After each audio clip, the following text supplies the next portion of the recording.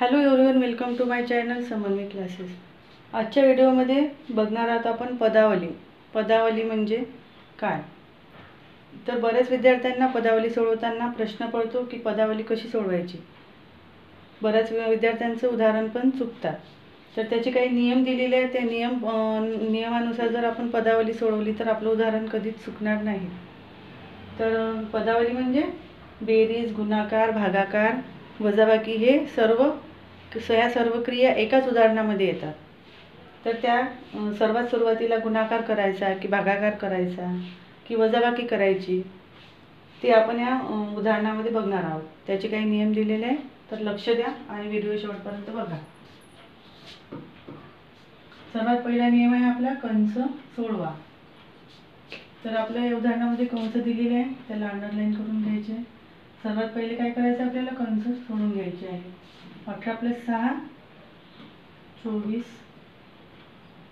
गुणिले 3 भागिले 9 - 5 4।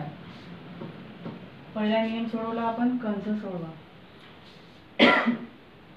आता दुसरा नियम आहे गुणाकार भागाकार क्रमाने सोडवा।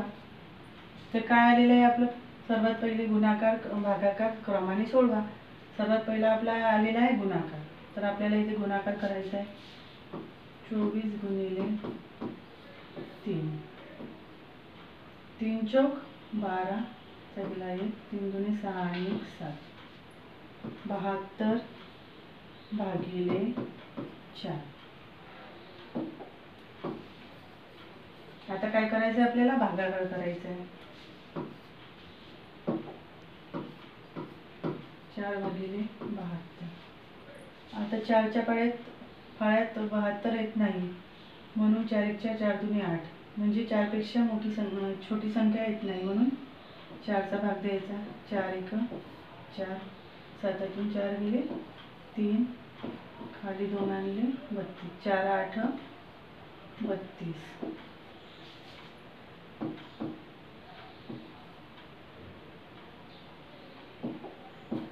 तर आपला आन्सर आलेला आहे 18। आपण भागाकार पण केला। आता तिसरा नियम आहे आपला बेरीज वजाबाकी क्रमाने सोडवा। जर यापुढे बेरीज असती वजाबाकी असती तर ते पण आपण पुढे सोडवली असती, पण आता आहे नाही, म्हणून आपला आन्सर आलेला आहे 18। तर या नियमानुसार जर आपण उदाहरण सोडवलं तर आपलं उदाहरण कधीच चुकणार नाही। त्यामुळे हे नियम कसे लक्षात ठेवायचे, कंचे भागू बे व।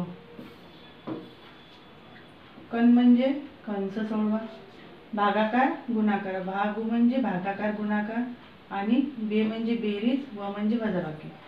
तर हे नियम जर लक्षात ठेवून जर मित्रांनो आपण उदाहरण सोडवलं तर आपलं उदाहरण कधीच चुकणार नाही। तर याला पदावली असे म्हणतात।